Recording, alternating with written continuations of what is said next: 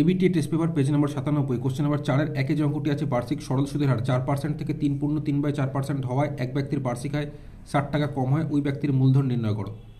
তো এখানে সুদের হার পার্সেন্টেজে ছিল কত 4%, সেখান থেকে হয়েছে কত 3/3/4%, কমেছে কতটা 4% থেকে 3/3/4% বিয়োগ করলে, তো এখানে দেখো এই 4% যেরকম আছে লিখলাম, বিয়োগ দিয়ে এই 3/3/4 মানে নিচে যেরকম 4 আছে থাকবে এরকম গুণ, উপরে যোগ 4×3=12, তার সাথে উপরে 3 যোগ করলে 15/4%।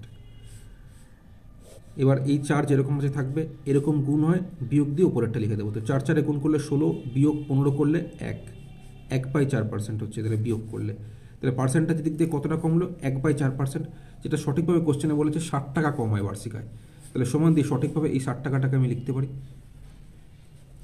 তাহলে 1/4% সমান যদি 60 টাকা হয়, তাহলে উপরের এই 1% সমান ঐকিক নিয়মের মতো 1% সমান 4-এর সাথে 60 কোনাকুনি গুণ করলে 4 গুণ করলে 240 টাকা।